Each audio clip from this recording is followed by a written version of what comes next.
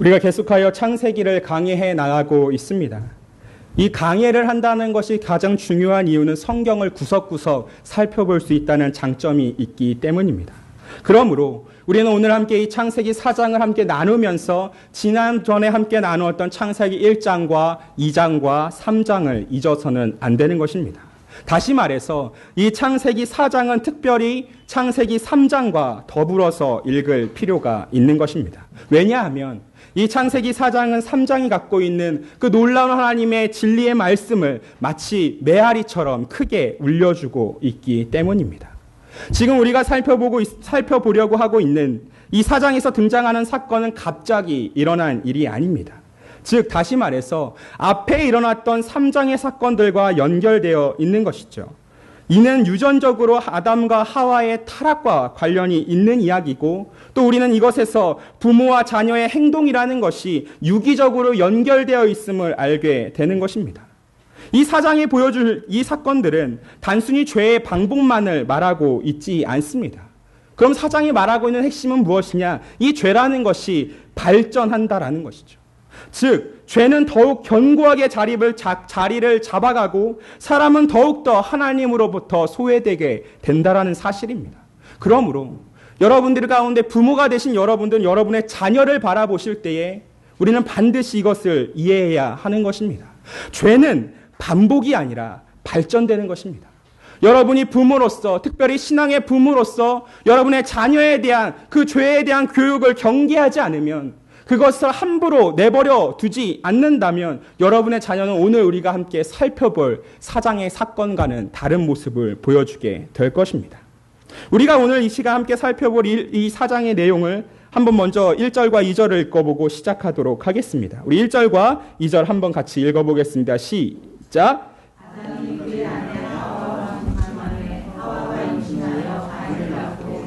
내가 여호와로 말미암아 등남하였다 아니라 그가 또 가인의 아우 아벨을 낳았는데 아벨은 양치는 자였고 가인은 농사하는 자였더라. 우리가 4절을 보면 재미있는 표현을 하나 볼 수가 있습니다. 아담과 그의 아내 하와가 함께 동침하매.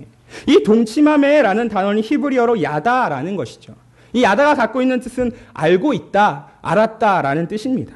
다시 말해서 이 야다는 감각을 통해서 얻은 지식과 또는 다른 사람들에게 전해줄 수 있는 경험과 또 실제적인 지식이라는 것을 포함하고 있는 단어입니다.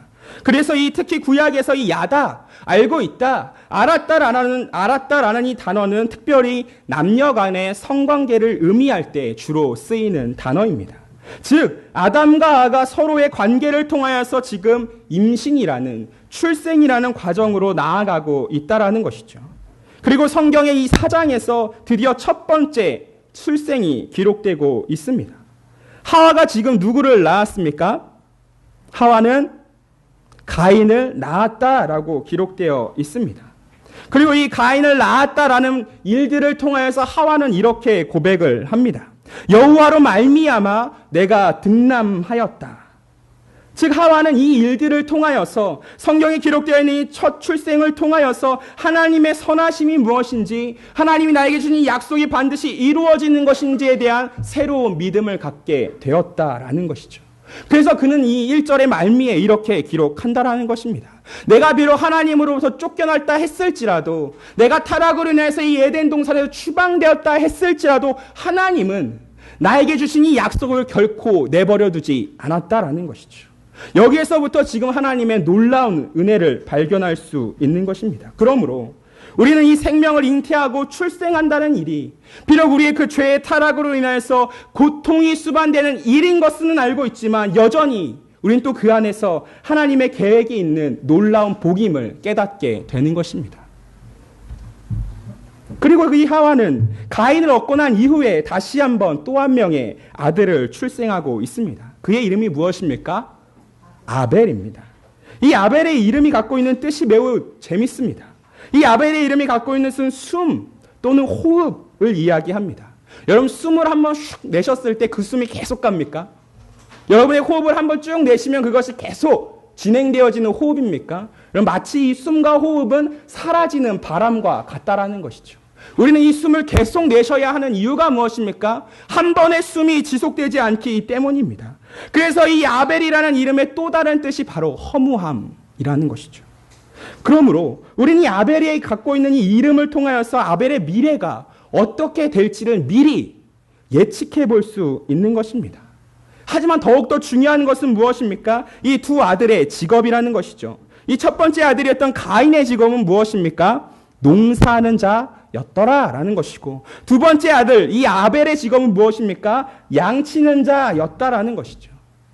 이 농사를 짓고 또 양을 치는 자들은 하나님 앞에서 하나님이 주신 사명대로 살아가야 하는 자들이었습니다. 그래서 이들은 자신에게 주어진 그 직분과 이 사명이라는 것을 가지고 열심히 삶을 살았다라는 것이죠. 그리고 3절에 이런 표현이 등장합니다. 세월이 지난 후에. 이들은 자신의 직업대로 하나님이 주신 그 시간을 살아가고 있습니다. 그런데 이 세월이 지난 후에라는 표현이 매우 놀라운 것은 1년이 지난 후에라고도 해석할 수 있다라는 것이죠. 하지만 이것이 그냥 세월이 지났다라를 의미하든지 아니면 1년이 지났습니다라고 의미하든지 그 모든 어떤 표현보다 중요한 것은 이제는 이 가인과 아벨이 하나님 앞에서 각각의 제사를 드릴 정도로, 즉 다시 말해 예배를 드릴 정도로 성장해 있다라는 것입니다. 각자 하나님이 주신 그 시간 안에서 허락된 그 직업 안에 삶을 살았고, 이제는 그들은 하나님 앞에 예배하기 위하여 재물을 가지고 나왔습니다. 그리고 이 재물의 히브리어가 우리가 함께 지난주에 나눴던 민하라는 뜻을 갖고 있습니다. 그런데 여러분, 이 시간에 여러분들이 지난주에 함께 나눴던 말씀을 기억하셨다면 민하는 재물이라는 뜻인데, 근데 이 재물이라는 이 민하는 어디에만 쓰였던 단어였죠? 지난주일에 저희가 나눈 부분? 번제를 넘어? 그렇죠. 소제에만 쓰였던 단어가 바로 민하인데, 지금 가인이 드린 이 제물을 보면 소제 제대로 드렸네 라고 할 수 있는데, 뒤에 아벨은 뭘로 제물을 드렸습니까? 동물로 제물을 드렸다라는 것이죠. 그런데 우리가 사무엘상 2장 17절부터 29절의 말씀에 근거해 보면, 거기서 말하는 그 제물을 민하라고 쓰고 있는 것을 근거해 보면 우리는 이 아벨이 드렸던 이 동물 제물 역시도 민하라는 것 안에 때때로는 포함될 수 있음을 알게 되는 것입니다. 그래서 결국 지금 가인과 아벨은 하나님 앞에 제물을 드리고 있는데, 이 제물을 드리는 예배의 목적이 무엇이라는 것입니까? 감사라는 것이죠. 하나님이 1년의 삶을 허락하셨든 아니 하나님께서 지금까지의 삶을 허락하셨든지 간에 지금 가인과 아벨은 무엇하기 위하여 하나님 앞에 나오는 것입니까? 감사하기 위하여 나온다라는 것입니다. 때문에 우리는 이 사장을 바라볼 때 두 번째 중요한 포인트로 예배라는 것을 잊지 않아야 하는 것입니다. 지금 이 창세기 4장의 앞과 이 뒤를 여러분들이 아주 주의 깊게 바라보시면 무엇이 감싸고 있음을 볼 수 있기 때문입니까? 예배라는 것이 감싸고 있음을 볼 수 있기 때문입니다. 그런데 이 예배를 지금 드리고 있는 가인과 아벨의 제물이 무엇이었는지 아주 자세하게 기록되어 있습니다. 여러분 3절과 4절 우리 함께 같이 읽어보겠습니다. 시작. 세월이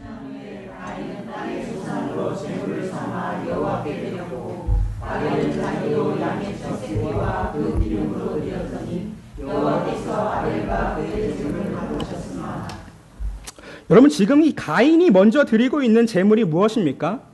농사하는 자답게 땅의 소산이란 것으로 제물을 삼았습니다. 그리고 아벨은 양치는 자답게 양의 첫 새끼와 그 기름으로 제물을 삼았습니다. 그런데 이 문제는 그 이후에 있는 4절과 5절을 읽고 있는 그러나에서 시작됩니다. 아마 여러분들이 이렇게 여쭤보실 수도 있습니다. 제가 갖고 있는 성경에는 4절과 5절 사이에 그러나가 없는데요. 여러분 영어 번역 성경에는 이 접속사 그러나가 기록되어 있습니다. 개역 개정에는 충분히 뜻을 이해할 수 있기 때문에 그 접속사를 굳이 번역하지 않은 것이죠. 그런데 여러분 이 그러나라는 부분을 여러분들이 아주 잘 보셔야 합니다. 성경에서 쓰이고 있는 이 접속사라는 것이 때로는 아주 중요하고 아주 주의 깊은 의미를 담고 있기 때문이죠. 예를 들어서 마틴 로이드 존스 목사님은 로마서 3장 21절을 설교하면서 이렇게 말씀하셨습니다. 그러나 이제는 이라는 두 마디 말보다 성경 전체에 나타난 말 중에서 놀라운 말이 없다. 그래서 때로는 어떤 사람들이 이 그러나라는 부분을 가장 위대한 접속사라고도 표현하기도 합니다. 그런데 여러분, 이 로마서 3장 2절에 쓰였던 그러나 이제는 이라는 것이 정말 그 죄인들이 얻게 되는 은혜의 접속사이기는 하겠지만, 오늘 우리가 함께 살펴보려는 이 창세기 4장에 이 4절과 5절에 숨겨져 있는 이 그러나라는 접속사는 죄인의 정체를 드러내고 있는 접속사입니다. 너무 슬프고 정말 너무 비참한 인간의 본성을 파헤쳐주는 단어가 바로 그러나인 것입니다. 하나님은 지금 아벨과 그의 제사를 받으셨지만, 그러나 무엇 하셨습니까? 가인과 그의 제물은 받지 않으셨습니다. 정확하게 왜 받지 않으셨는지 드러나고 있진 않지만, 우리는 각자 드리고 있었던 이 제물에 대한 성경의 표현을 보면서 아주 무리 없이 왜 하나님이 가인의 제사를 받지 않으셨는가를 이해하게 될 수 있습니다. 먼저 우리가 그 아벨의 제사를 보시게 되면, 아벨은 무엇으로 제물을 드렸습니까? 양의 첫 새끼와 그 기름으로 드렸습니다. 여러분, 하나님께서는 처음이라는 것에 아주 중요한 의미를 담아 주십니다. 출애굽기 22장 29절부터 30절이 그러했고, 출애굽기 34장 19절부터 20절에 우리는 그 이야기를 찾아볼 수가 있습니다. 그래서 이스라엘은 언제나 자기 스스로를 하나님의 첫 열매이자 하나님의 첫 새끼임을 강조하던 민족이었습니다. 그래서 지금 이 순간 아벨은 자신이 키우던 그 양들 가운데 첫 번째 새끼, 그리고 그 첫 번째 새끼 중에서 가장 좋은 것인 기름을 드리고 있습니다. 이 유대인들에게 기름이라는 것, 특별히 양의 기름이라는 것은 그 양이 가진 것 중에서 가장 좋은 것들입니다. 특히 실제로 양의 그 기름 부위가 매우 좋은 것임을 우리는 기억해야 합니다. 여러분이 알고 있는 양의 꼬리는 어떻게 생겼습니까? 굉장히 작고 뭉툭하니 이쁘게 생겼죠. 근데 유대인 지역, 이 고대 근동지방, 중동지방에 살고 있는 양은 꼬리가 이만합니다. 그래서 이만한 꼬리가 땅에 쓸리지 않기 위해서 미리 그 꼬리를 위한 받침용 바퀴도 달아주고 있다라는 것이죠. 여러분, 그 양의 꼬리가 왜 그렇게 클까요? 그 안에 기름이 가득하기 때문입니다. 그래서 하나님께서 레위기를 통하여서 제사를 드릴 때 양의 꼬리 기름을 바쳤다라는 이 기록이 바로 이 양에 있어서 가장 중요하고 가장 좋았던 그 부위 기름을 의미하고 있는 것입니다. 실제로도 지금 이 양의 꼬리 부리의 그 기름은 세계 3대 진미와 버금가는 요리 재료라고도 하고 있습니다. 즉 다시 말해서 아벨은 자신이 드릴 수 있는 가장 좋은 것을 드리고 있다라는 것이죠. 그러나 가인은 땅의 소산 중 그 일부를 제물로 준비하여 드렸습니다. 그는 자기가 얻은 그 수많은 곡식들 가운데 가장 좋은 것은 자기의 몫으로 남겨둬 놓고서 지금 자기가 갖고 있는 가장 좋은 것이 아닌 그 이후의 것들을 하나님 앞에 드리고 있다라는 것이죠. 이 하나의 문장 속에서 이미 예배를 대하고 있는, 더 나아가서 하나님을 대하고 있는 아벨과 가인의 마음이 분명히 갈려 있음을 볼 수 있습니다. 그렇기 때문에 지금 이 시간에 하나님은 가인과 그의 제물을 받지 않으셨습니다. 그들이 드린 그 제물이 곡식이냐 동물이냐가 전혀 중요한 것이 아니라, 하나님은 지금 이 순간에 제물을 바치고 있는 그 사람의 진실성을 원하시고 있던 것입니다. 이것을 우리는 히브리서 11장 4절에서 아벨의 제사를 믿음으로 평가하는 그 기록을 통하여 분명하게 알 수 있습니다. 히브리서 11장 4절은 이렇게 기록합니다. 믿음으로 아벨은 가인보다 더 나은 제사를 하나님께 드림으로 의로운 자라 하시는 증거를 얻었으니 하나님이 그 예물에 대하여 증언하심이라. 그가 죽었으나 그 믿음으로써 지금도 말하느니라. 하나님은 이 사람의 마음을 보고 그 사람이 드리는 예배의 동기를 달아보시는 분이십니다. 하나님은 순종적이고 올바른 마음을 또한 지금 이 순간 저와 여러분들에게도 동일하게 요구하신다라는 것이죠. 사무엘상 15장 14절에 이렇게 말합니다. 사무엘이 이르되 그러면 내 귀에 들려오는 이 양의 소리와 내게 들리는 소의 소리는 어찌 됨이니까 하니라. 사무엘이 지금 누구에게 이 얘기를 하는 것입니까? 사울에게 하는 것이죠. 뒤로 양을 빼돌리고 소를 빼돌린 채 제사를 드리려고 하는 그 사울을 향하여서 지금 사무엘이 이야기하는 것입니다. 왕이시여, 당신이 예배하려는 그 마음이 올바른 것이 맞습니까? 라고 이야기한다라는 것이죠. 그런데 이 잘못된 것에 대하여 하나님이 지적하실 때 가인이 어떻게 반응하고 있었습니까? 우리 5절도 한번 같이 읽어보겠습니다. 시작. 가인은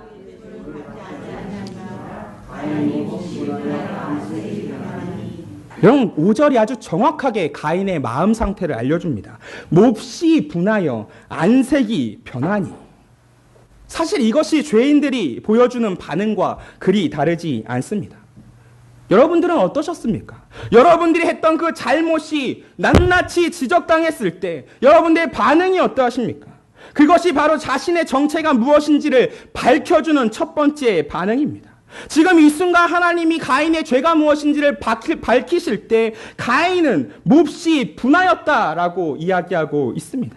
이 몹시 분하여라는 말을 원어로 좀 바꿔보면 분노가, 가인의 내면 속에 자리 잡은 이 분노가 가인을 그토록 불태웠다라고 번역할 수 있습니다. 그 분노가 가인의 온 몸을, 가인의 온 마음을 불태우고 있다라는 것이죠. 가인의 이 분노가 마치 활활 타오르는 불처럼 하나님을 향하여 불타오르고 있다라는 것입니다. 즉 다시 말해 그의 마음속에 뭐가 가득 차 있는 것입니까? 하나님을 향한 미움과 증오가 가득 차 있다라는 것이죠. 자신의 잘못을 지적하여 파헤치는 자를 향한 미움이 넘쳐나고 있는 것입니다. 더불어서 7절을 보면 그가 어떤 자세를 취하고 있는지도 기록되어 있습니다. 우리 7절도 함께 읽어보겠습니다. 시작. 내가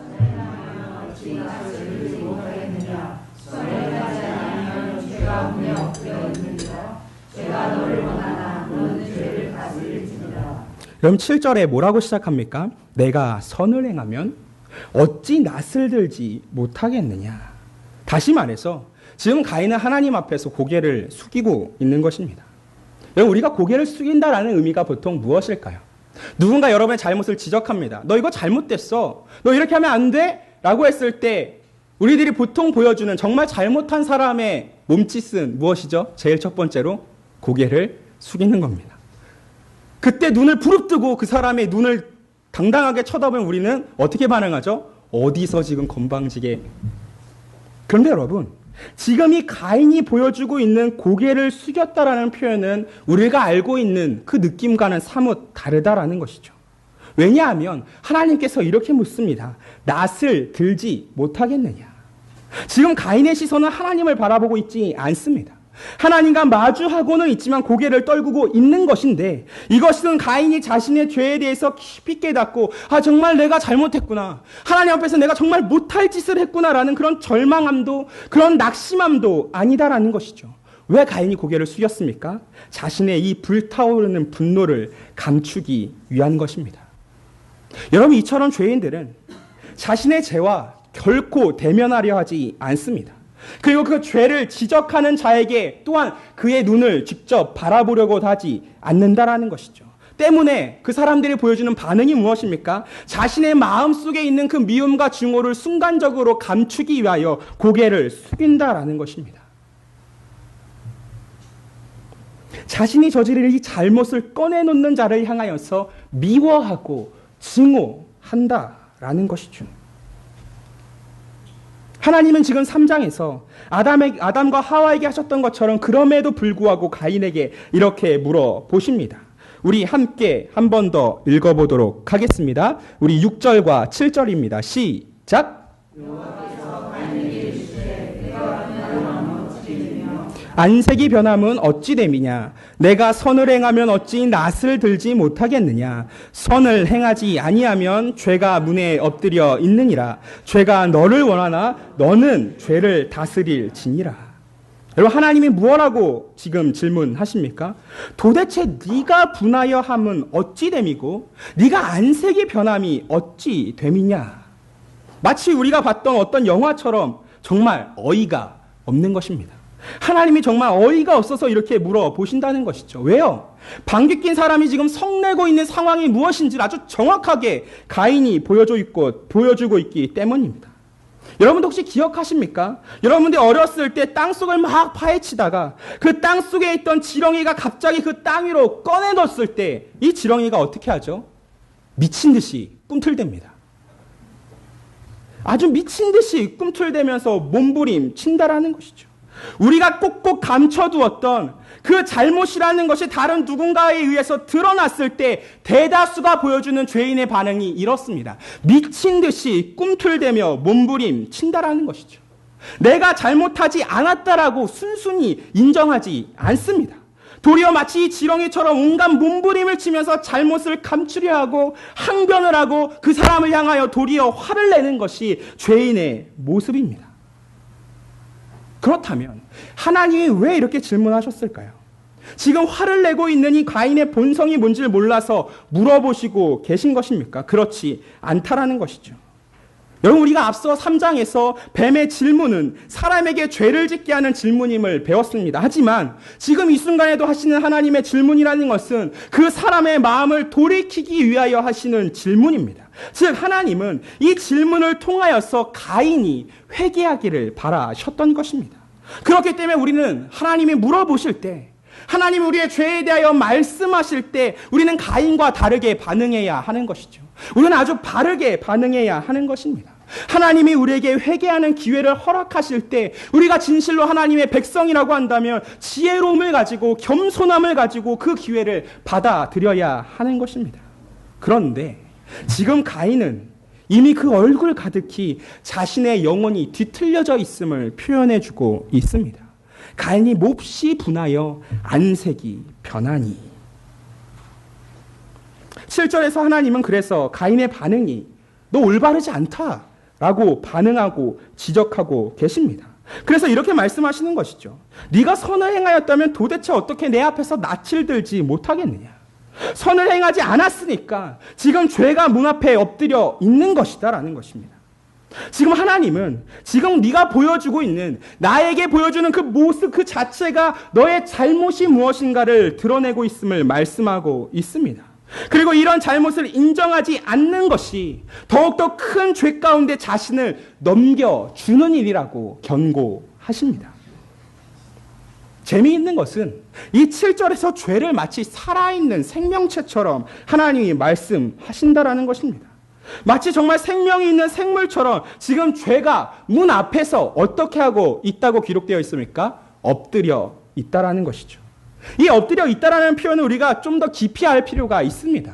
이 엎드려 있다라는 이 표현의 어원을 살펴보면 마치 그 사자와 같은 그런 맹수가 그 사냥감을 붙들기 위해서 숨어 엎드려 있는 모습을 나타낼 때 주로 우리는 성경에서 엎드려 있다라고 기록함을 보게 됩니다.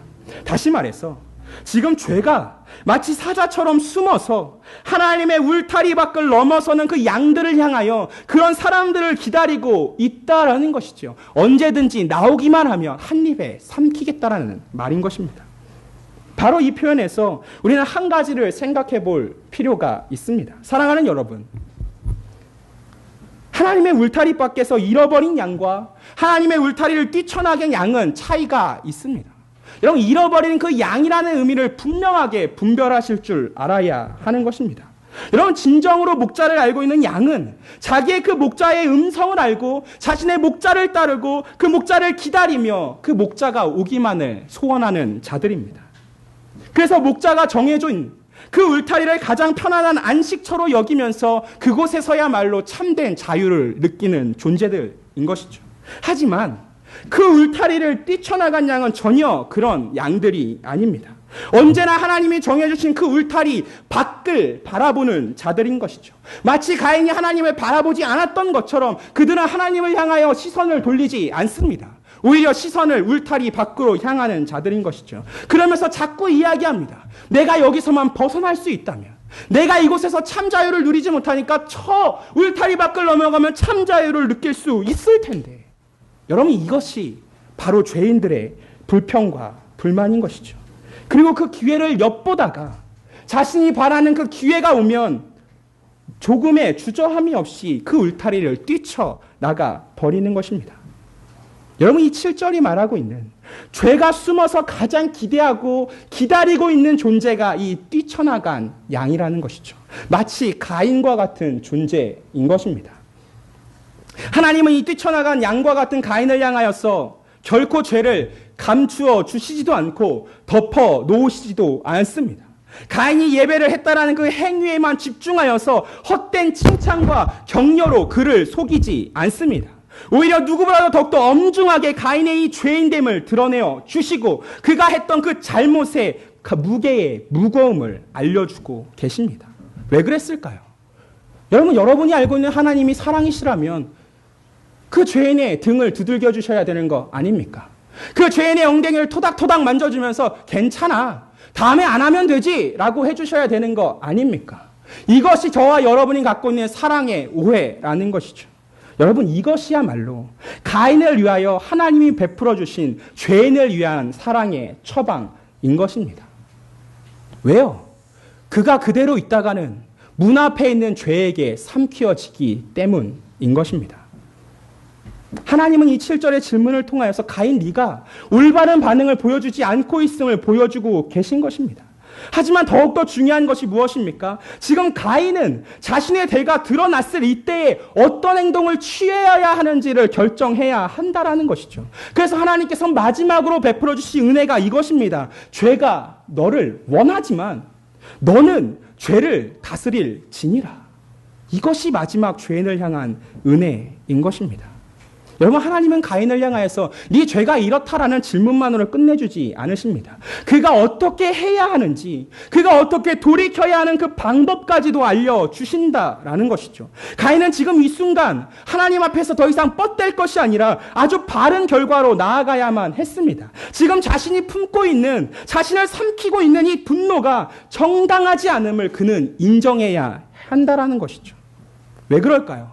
여기서 더 나아가면 가인은 죄를 다스리는 것이 아니라 이 죄가 자신을 삼키는 참혹한 결과가 나올 것이기 때문입니다.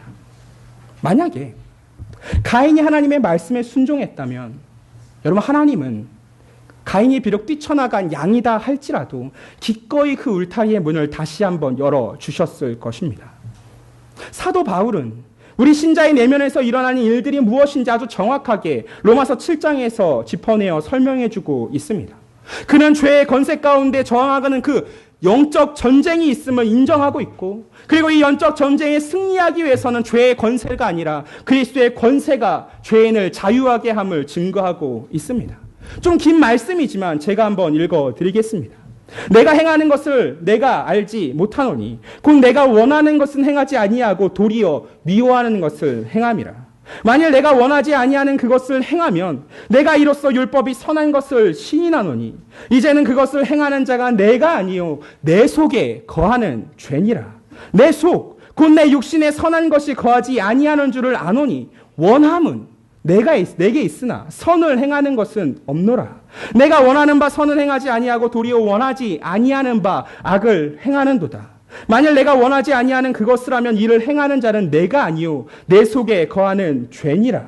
내 속사람으로는 하나님의 법을 즐거워하되 내 지체 속에서 한 다른 법이 내 마음의 법과 싸워 내 지체 속에 있는 죄의 법으로 나를 사로잡는 것을 보는도다. 오호라, 나는 곤고한 사람이로다. 이 사망의 몸에서 누가 나를 건져내라. 우리 주 예수 그리스도로 말미암아 하나님께 감사하리로다. 그런즉 내 자신이 마음으로는 하나님의 법을, 육심으로는 죄의 법을 섬기노라. 이런 바울이 이야기하는 것이 무엇입니까? 죄가 우리를 원한다라는 것이죠. 우리는 그 죄를 원하지 않지만 자꾸만 이 죄에게 끌려가게 된다라는 것이죠. 그렇지. 근데 이 죄의 권세와의 이 싸움이 반드시 있는 것인데 이 싸움에서 누구로 통하여 우리가 승리를 맛보게 된다라는 것입니까? 7장 25절 주 예수 그리스도로 말미암아인 것입니다. 하나님은 결코 죄만 이야기하지 않으신다라는 것이죠. 그것을 승리로 이끄는 방법까지도 말씀해 주십니다. 하지만 지금 가인은 끝내 이 자신의 죄를 바르게 처리하기를 거부합니다. 그리고 온 몸에 자신의 그 분노의 불이 붙어서 최악의 죄를 저지르고 마는 것이죠. 우리 8절부터 16절까지 한번 같이 읽어보겠습니다. 시작.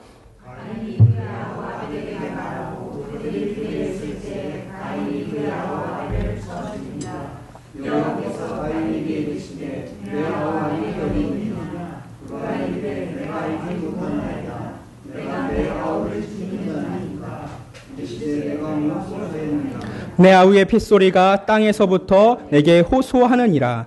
땅이 그 입을 벌려 내 손에서부터 내 아우의 피를 받았은즉 내가 땅에서 저주를 받으리니 내가 밭을 갈아도 땅이 다시는 효력을 내게 주지 아니할 것이요 너는 땅에서 피하며 유리하는 자가 되리라.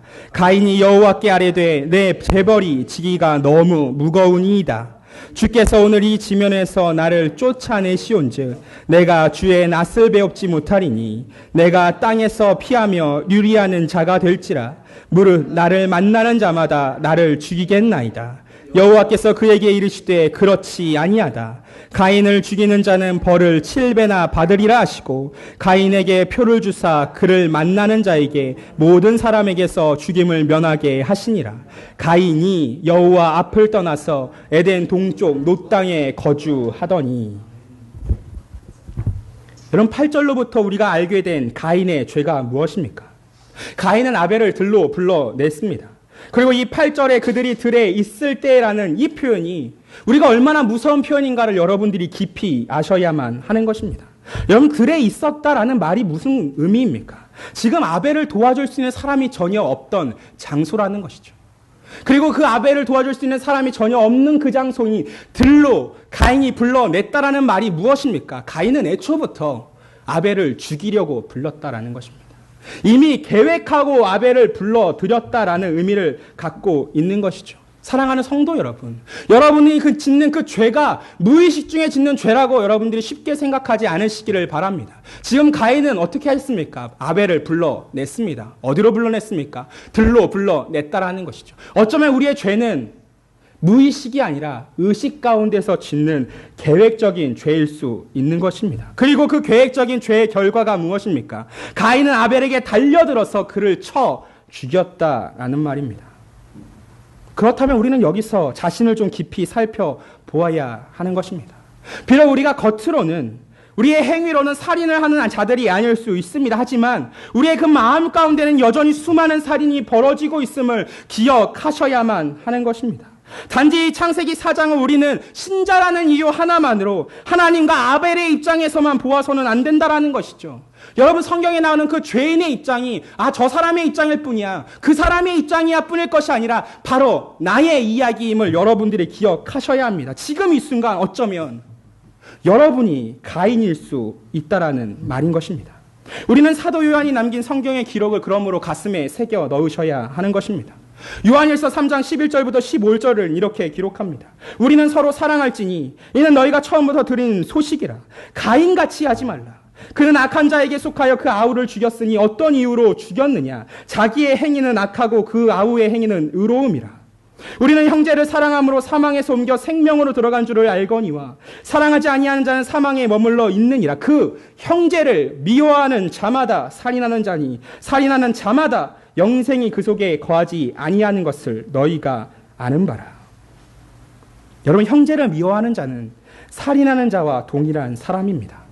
나아가서 그 사람은 영생이 없는 사람, 즉 하나님과의 관계가 끊어진 사람입니다. 그러므로 여러분들 늘 언제나 항상 지금 나 자신이 하나님과의 관계가 끊어지지 않았는가를 살펴보아야 한다라는 것이죠.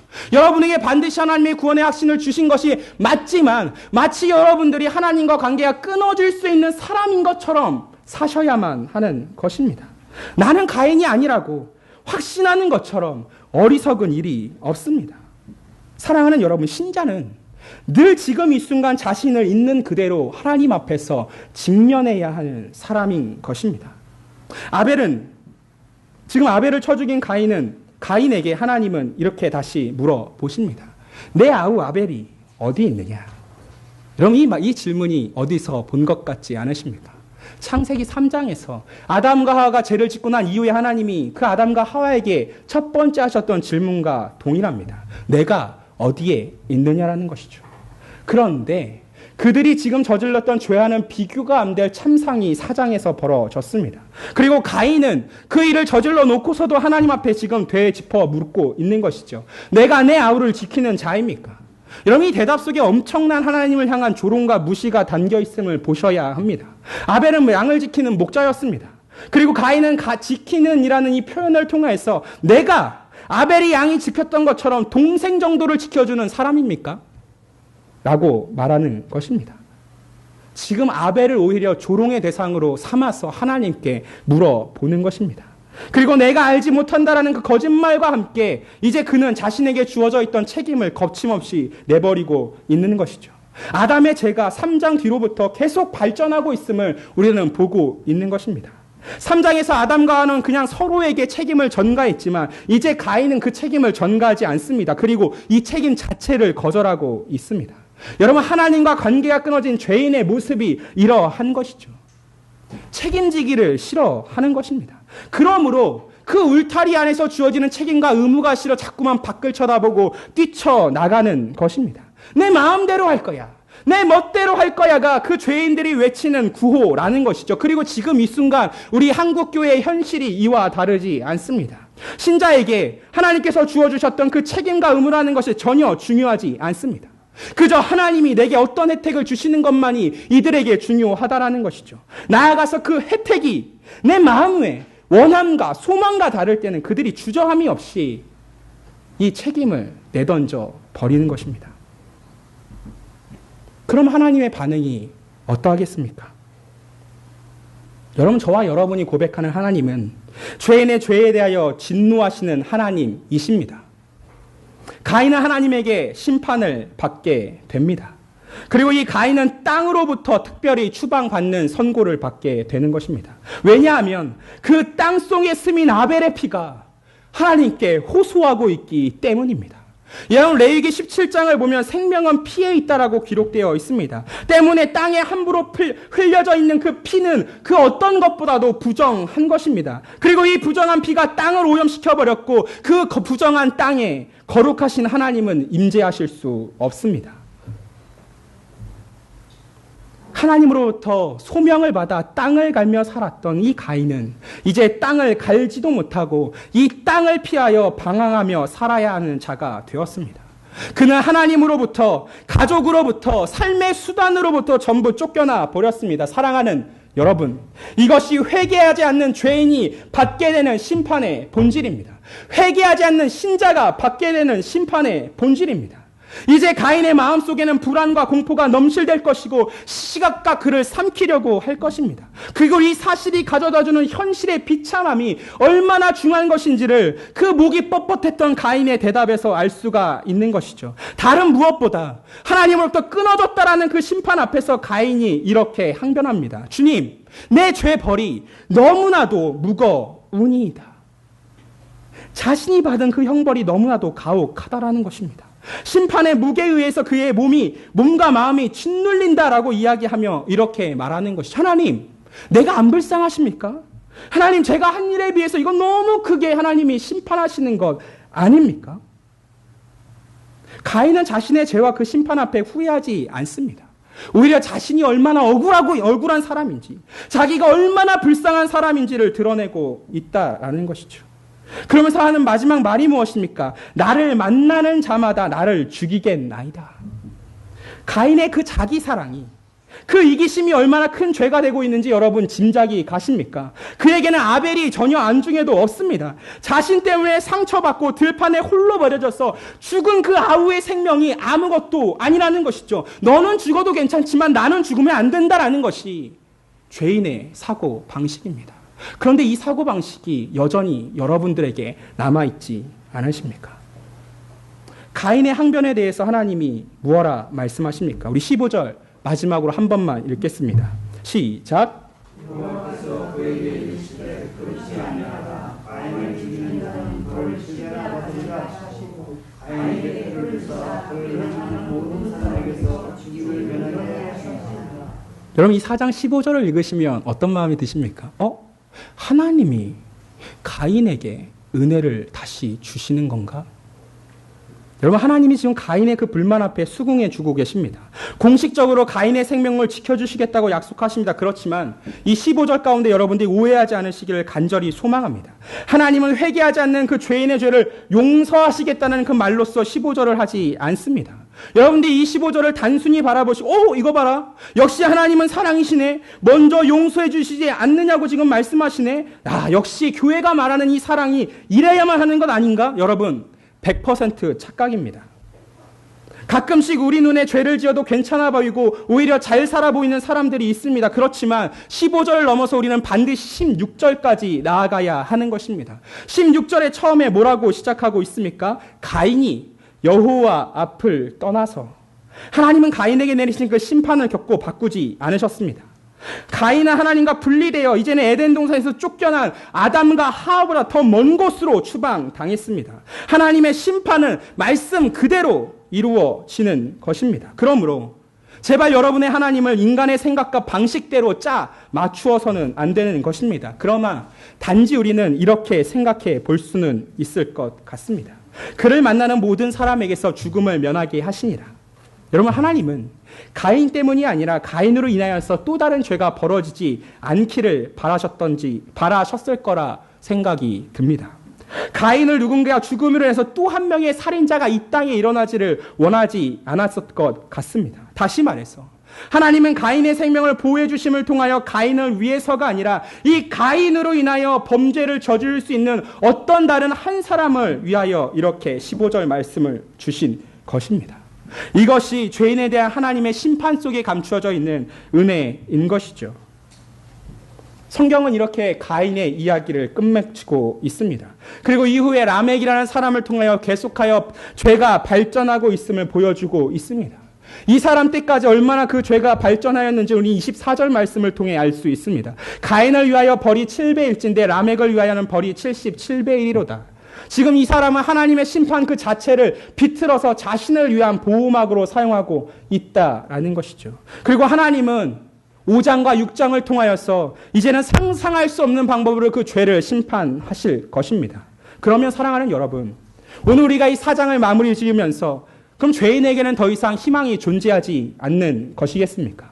여러분들이 앞서서 이 모든 말씀을 정확하게 들으셨다 한다면 희망이 사라지지 않았음을 이미 알고 계셔야 합니다.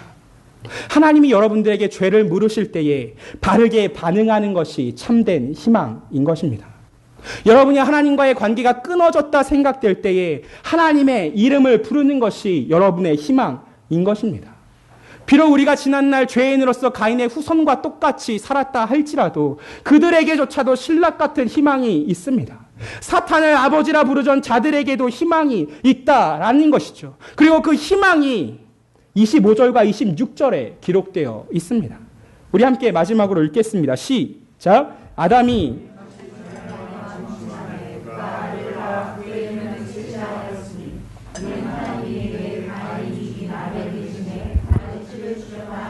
셋도 아벨을 낳고 그의 이름을 에노스라 하였으며 그때 사람들이 비로소 여호와의 이름을 불렀더라.